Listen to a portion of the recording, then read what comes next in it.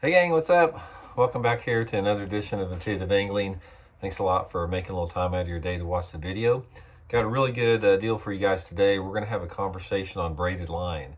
I'm going to give you guys my opinion on when you want to use it, when you don't want to use it, and just sort of have a detailed discussion surrounding it, because I think there's a lot of misconceptions and a lot of myths surrounding the best time to use braid. So we'll get into that here in a second. Real quick, just wanted to give you guys a weekly reminder. If you haven't had a chance, please swing by fishthemoment.com. Check out all of our lake map breakdowns. We got a bunch of great winter map breakdowns up on the site right now. We got a bunch of spring breakdowns coming up here just around the corner. It's one of the greatest resources you can ever find to learn more about any lake you want to fish. And if we don't have a lake on the breakdown, we can build you a personal breakdown if you just specify that.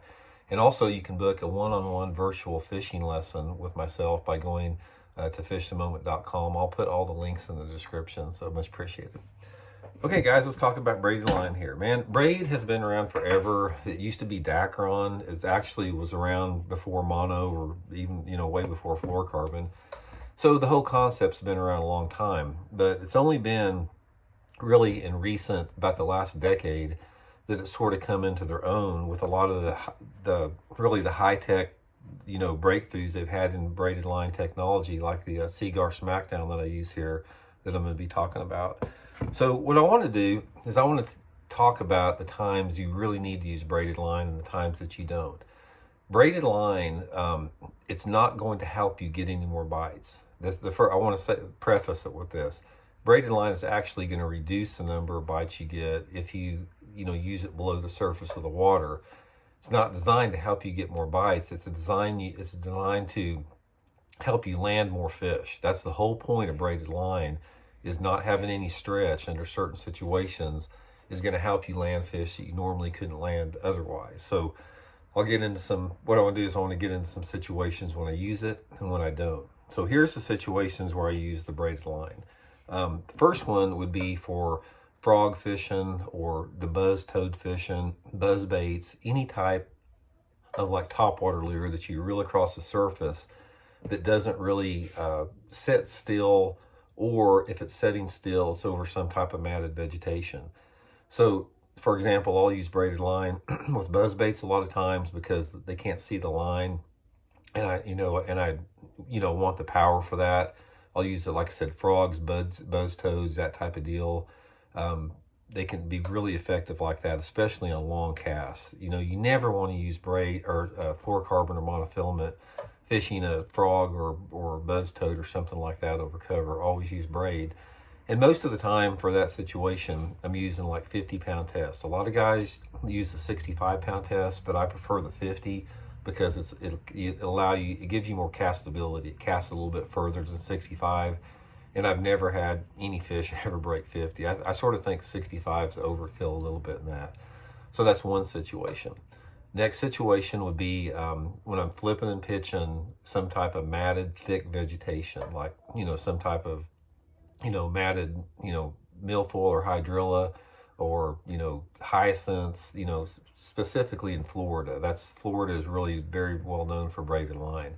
That's a good application for it. And also, if I'm flipping and pitching in some really, really dirty water that has super gnarly thick cover in it, like viney type stuff where you have water visibility of 6 to 8 inches, I might use braided line in that situation, but that's very seldom.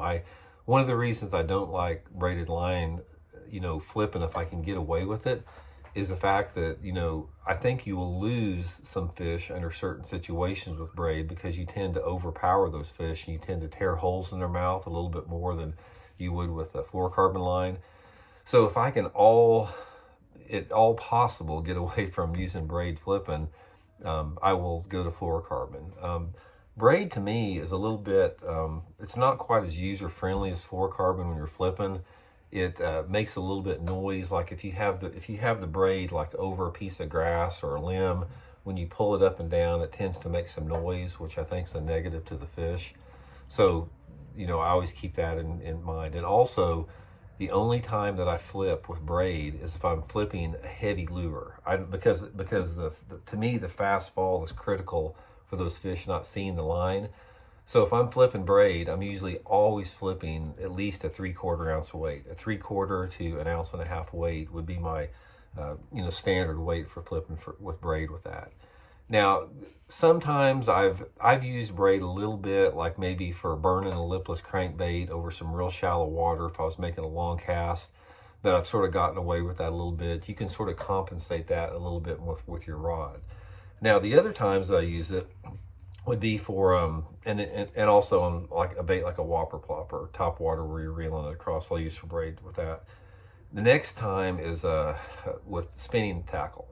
Now, you guys know that have watched the channel before, I do not use braid to fluorocarbon on my spinning gear. I think that I think there's a lot of negatives to that. We've been into this before. I've got a lot of videos talking about that. But there's two situations where I do use braid on a spinning outfit.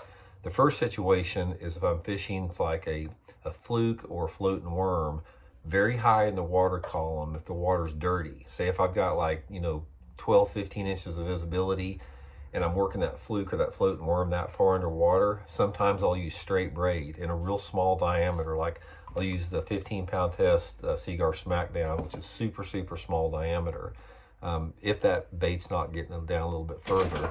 And also sometimes I will use, what are you doing there? Daddy. What are you? Your present is, I don't want to lose all Mommy's tape, so I'm going to stop making it. Okay, I'll be in a second. Okay. Well, I just making some presents in here. And the other time when I'm using the braid is sometimes I'll use like the main line of a braid, like a 15-pound test braid, and then I'll use like a little bitty barrel swivel and then a short monofilament leader. Again, if I'm fishing a fluke or floating worm, like all day long, because a lot of times what happens if you use a straight braid on there, it'll even twist that braid a little bit, and which the swivel will take that away from there. And also, if I'm fishing it really shallow up on the surface, I can go to a little bit cleaner water and get away with it, I feel like. So instead of like keying in on that 1 to like a foot to 1.5 foot visibility, I can get away with fishing at like in 2.5 foot of visibility if I do have that leader on there. But again, I'm not allowing that braid to get into the water very far. It's right there next to the surface. I don't ever want that braid in the water. So those are basically the same times, and the only times I use the braided fishing line in my fishing. And as far as for the pound test, here's sort of the guideline I use with that. If I'm using it on a spinning rod, most all the time I'm using 15 to 20 pound test. Again, the Seaguar Smackdown braid in the gray there. It's low visibility gray. And, that's the spinning rod setup. I usually don't go lighter or any heavier. And for the bait casters, most of the time, I'm using either 40 to 50 pound test braided line. I just like the little bit braided line. I don't hardly ever use 65. Like I said, even if I'm pitching and flipping, I'll use 50. And sometimes if I'm using, I'll go down to 40 pound test if I need to make a really long cast. Say, for example, if I'm, fishing that whopper plopper or, some type of a buzz bait where I need to make a maximum length cast, the 40 pound test will allow me to make a longer cast than even the 50 and definitely over the 65. But guys, that's about it. I mean, the only situations I use a braid, again, pitching and flipping heavy cover with heavy weights, some type of frog fishing, certain top waters, and then on my spinning tackle, float worms and flukes. Other than that, it's pretty much fluorocarbon, the Seaguar and Vizex fluorocarbon for me most all the time after that. So hope it helps you guys out, and we'll check in later. See you.